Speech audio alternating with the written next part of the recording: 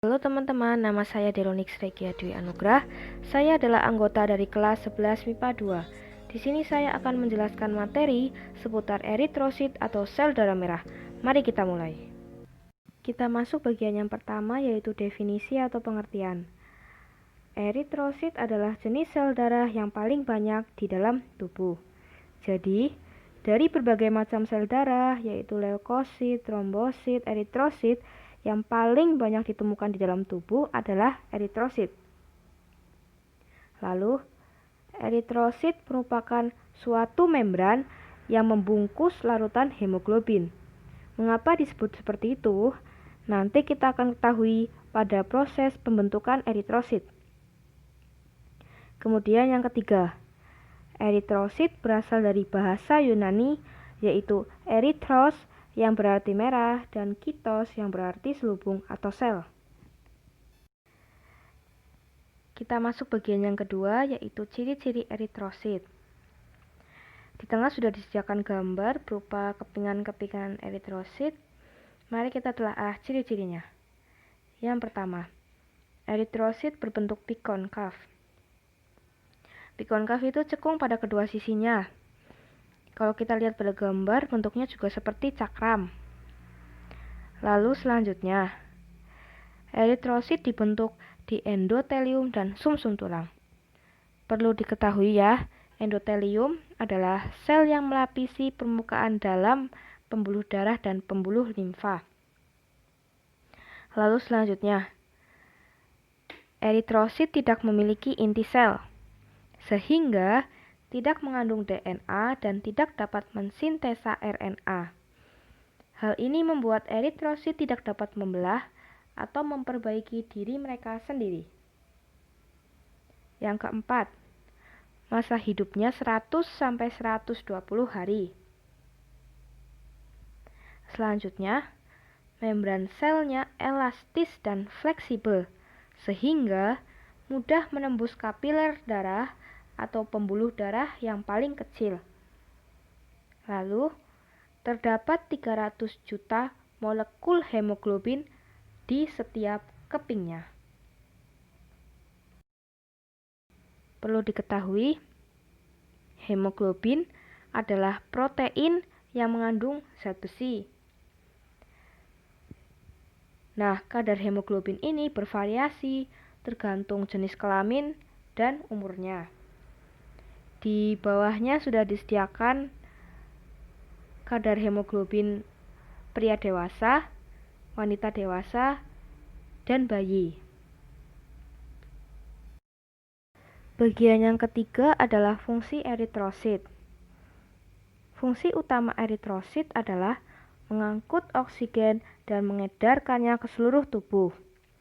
Nah, eritrosit yang berikatan dengan oksigen dinamakan oksihemoglobin.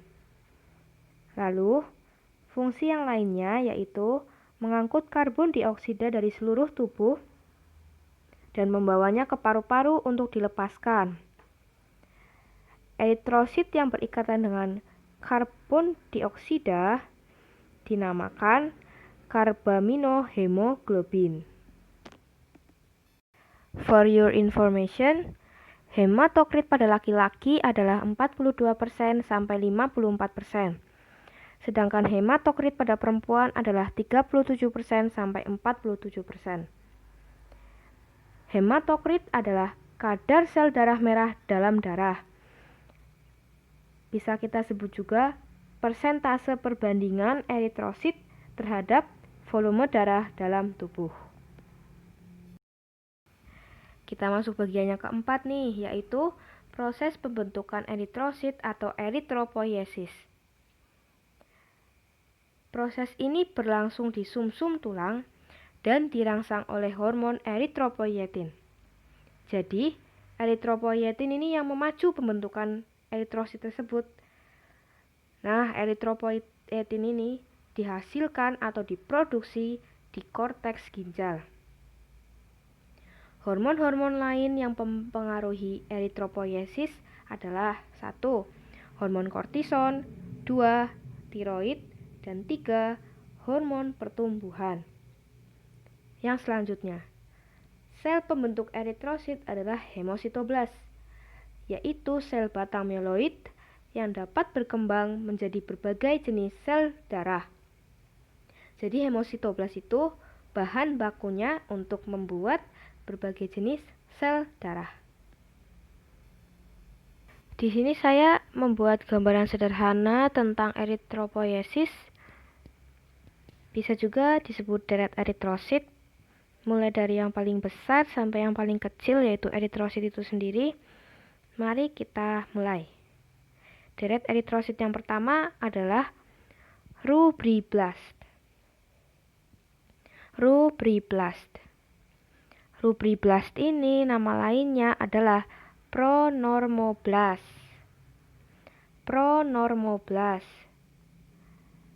Nah, rubriblast ciri-cirinya berinti bulat.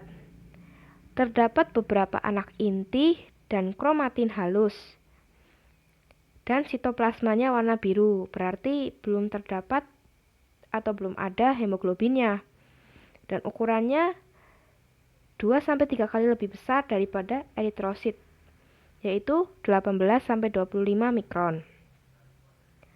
Lalu, yang kedua, deret eritrosit yang kedua adalah prorubrisit.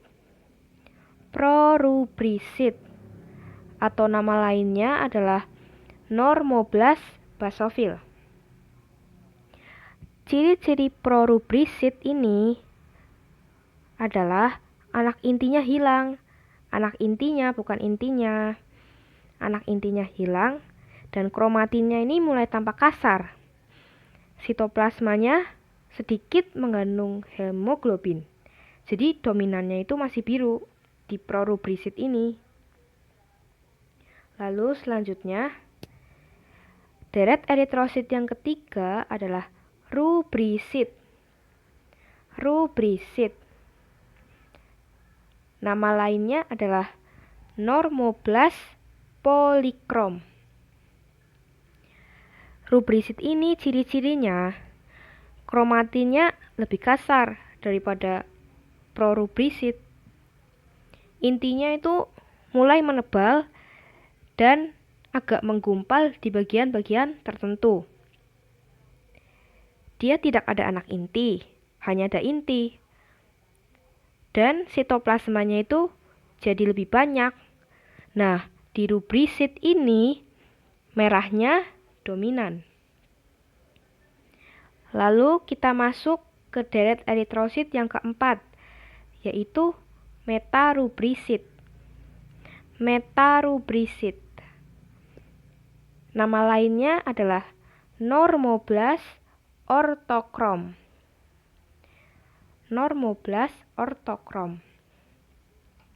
Nah, di metarubrisit ini kromatinnya udah menggumpal, inti selnya udah padat. Bisa kita lihat pada gambar. Warnanya bisa kita bedakan satu sama lain ya.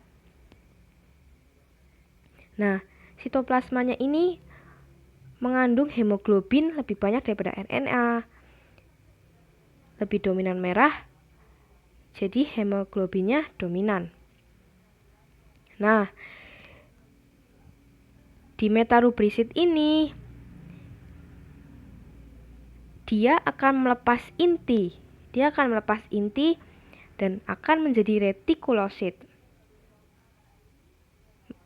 Setelah metarubrisit melepaskan inti,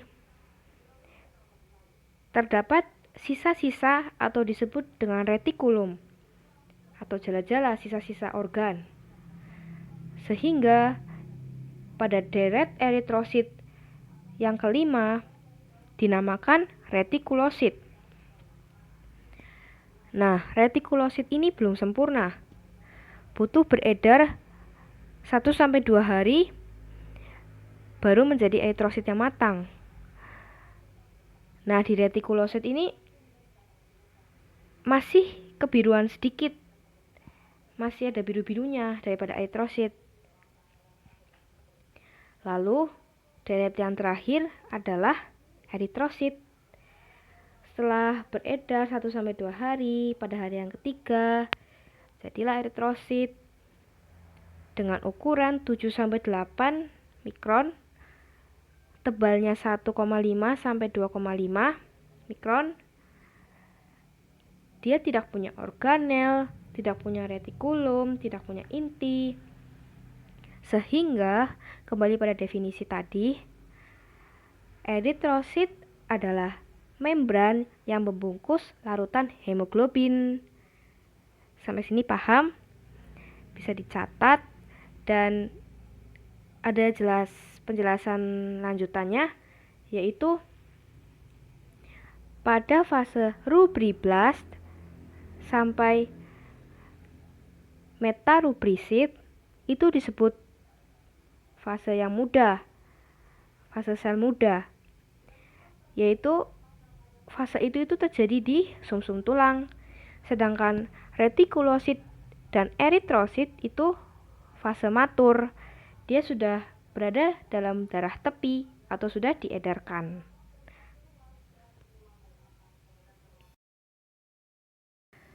Selanjutnya, faktor yang mempengaruhi eritropoiesis. Ada lingkungan dan kondisi tubuh. Yang pertama, tinggal di dataran tinggi dengan kadar O2 rendah dalam waktu yang cukup lama. Yang kedua, menderita sakit paru-paru sehingga mengurangi penyerapan oksigen oleh darah. Yang ketiga, kehilangan darah akibat hemoragik. Hemoragik adalah keluarnya darah dari pembuluh darah akibat adanya luka atau infeksi. Yang keempat, menderita gagal jantung sehingga mengurangi aliran darah ke jaringan.